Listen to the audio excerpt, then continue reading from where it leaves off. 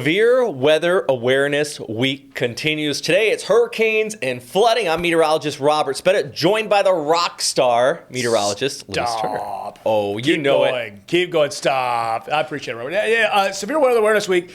It's always good when there's no severe weather. You know what I mean? You're prepared. You're ahead of the game. Because last year, to the day, we were in the middle of Severe Weather Awareness Week, and it was like Tornado Awareness Day. Yeah. And we got hit by multiple tornadoes here on the First Coast. We had those classic supercells.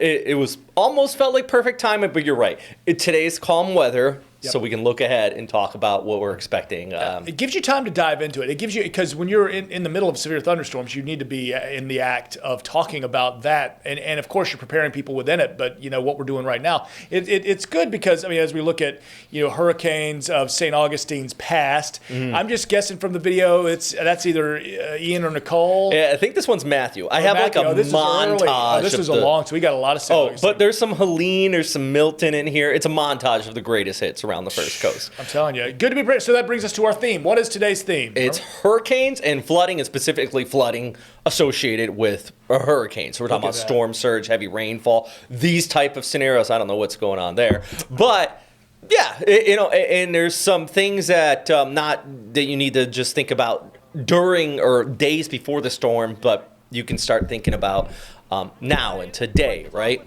Sure. So we got some graphics here from the National Weather Service. If we could put these up on the screen here from our weather graphics, basically talking about, you know, some of the preparations you can do. So Malcolm, can you toss those up real quick, the weather graphics for us? So from the National Weather Service, basically talking about, you know, that Severe Weather Awareness Week here. And one of the things that talking about, and you can see it right there, that the roof ripped off that building there, it is your insurance. And I feel like this is something more and more as of late, Lou, that people need to start thinking about. Yeah. 100%. And saving and budgeting for even more. Because here's my deal. Like, speaking from personal experience, and if you'll allow me to speak from my anecdote, which I know is a lot of people's story, is my homeowner's insurance, and I am technically not in an evacuation zone, which we'll talk about zones. In the traditional sense, there are certainly county-wide evacuations that can happen, and I would be within that and where I live. But not being in a zone, technically, as far as the lettering, not technically, although everywhere in Florida is flood prone, anywhere you are, technically being elevated enough to not have to worry about any sort of major surge unless it was absolute archaic, just Armageddon style. My homeowner's insurance has made my mortgage, which is escrowed, about $600 more expensive per month.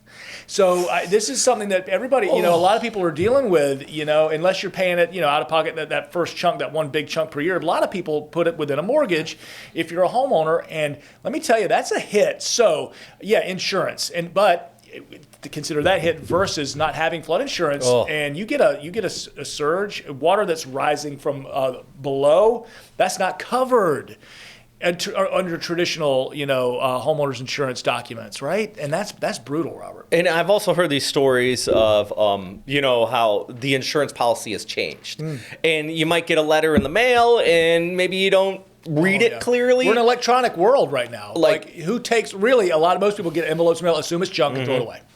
I mean, personally, I'm not, I know it's very irresponsible of me, but I need to double check my policy because I'm not quite sure what the details on it if tomorrow a tree fell on my roof because of a hurricane. So that's one of the things they point out.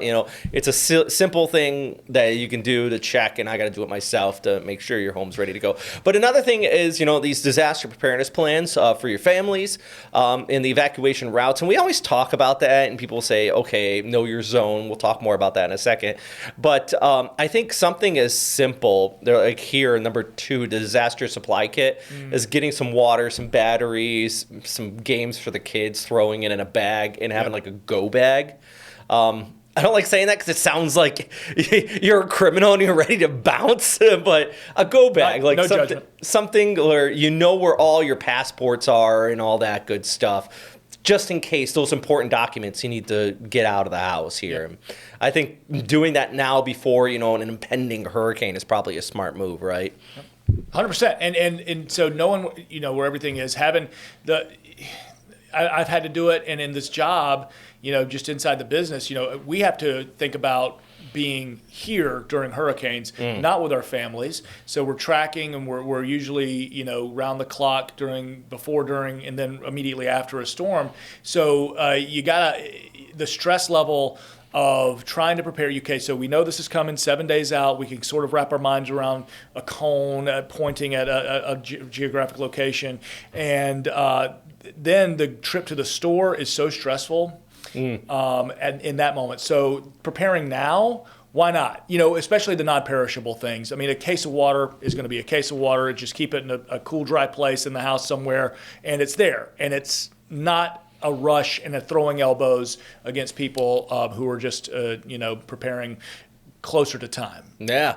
And I do want to talk about this, talking about preparations. We mentioned this a few times, know your zone. You hear that, but, we're talking about flooding and hurricanes. The zone has really a lot to do with a storm surge. Now, this is specifically Duval County. Do have an article on our website at firstcoastnews.com. I listed these same maps for majority of our counties here across the First Coast. One thing that I really note, and it almost is surprising a little bit at first glance, is that, like places like Fort George Island, Black Hammock Island, they were talking about even, Blount Island, a lot of these areas all along the Intracoastal Jacks Beach, these are Zone A, Oh, for sure. They're only a foot or two above sea level. Yeah. So even if we did get a Cat 1 in here, which we haven't in years, that would cause that entire area in red there to flood potentially. So in the north side, when we're looking at that St. Mary's River and the tributaries around that as well, that's the very northern kind of edge of Duval. The western edges of that's pretty far inland, technically from the ocean. So don't just think about, knowing your zone. Well, I live 20 miles from the beach. It's not a big no. In fact, if you're along one of the tributaries of the St. Johns River, the Hogan's Creek, the McCoy's Creek, then along and through San Marco. But even the areas, okay, so we got them alphabetized here. Go ahead and get, like Robert mentioned, go to the story. Know your zone right now, and then you know it. But even if you're in that white area and it says Duval, you think to yourself, I'm not in an evacuation zone, I wouldn't have to. There will be, if there is a storm bad enough to warrant a countywide evacuation, then just because you're not in a zone, you would say to yourself, I'm in the Duval, and we just got to go. Right? Because wind doesn't care about the level of sea level too. Right. And especially in a lot of these areas, that are outside of those flood prone spots, they got older trees, Sure. Those big old oaks and stuff that you have to worry about too. If you're talking about storm surge, just a quick little reminder of what exactly storm surge is. I think a lot of people here on the First Coast know, but basically a storm system surging water on shore. It is the forward motion. Think of a snowplow. Their most recent snowstorm, you might think of it that way, I suppose. But it also, lower pressure, all these factors come together, literally raises the ocean up. It is not just bigger waves. And that's why the know your zone in some of these evacuation areas are so large. So, Lou, we got hurricane season starts on June 1st. But what is it, like 5 of the last 7 years we've had a storm before? Oh, yeah. Yeah, we've got June. an A storm before. Absolutely. So the traditional sense of where it begins, you absolutely, we've had the May arrival before, and taking a look at your typical averages for when you get the first systems back in 24, first named storm June 19th. So right there at the gun, right? And then our first major hurricane, Beryl, right? Beryl last year, that was June 30th. That was a big record-breaking storm. There got strong fast, right, and some really, really hot ocean water. Going back to the storm surge, you don't have to change the graphic, but I for can bounce back real quick. perspective's sake, the numbers matter. So the numbers that you show here with the levels of devastation, for perspective now, because you were showing some Matthew in St. Augustine, which had some really high, I think we're talking about like 5 feet, right? Yeah. That was your 5-foot surge for Matthew. So if you could put that in your minds. Then you had Irma downtown, which was right around a 5-footer downtown. if I'm not mistaken. So those two are ones that really stick out in locals' minds. If you're around for Matthew or for Irma, you remember downtown how bad that was. So that's roughly 4.5 to 5 foot surge that will send water up into homes as far in as the Main Street Bridge, San Marco, Riverside, et cetera. So, and then of course we know St. Augustine, Davis Shores, they've been getting it even as recent as Nicole and Ian Nicole, and then the last couple of years with surges of 2 to 3 feet up onto Avenida Menendez in those neighborhoods. So that's your numbers there, and those are not direct hits. So that's another reminder that we have not had that in a long, long time. Yeah. Actually, Malcolm, if you don't mind throwing up the footage that we just had here a moment ago, just so you can give that visual representation, because you're talking about 3 to 5 feet. This is 12 feet here. And this is what we're talking about. That's St. Augustine, what it looks like at a fraction of what our graphic kind of showed there. And you're in these scenarios, you're right. They were not a direct hit by any means. Actually, Duval County has been hit, since the 60s? 64, Dora, right? Yeah. So it's been a hot second. And I think that's one reason why we continue to stress this. And I feel like we've gotten a couple good storms last year. Well, we had Debbie and Milton, which kind of impacted the fringes of Jacksonville.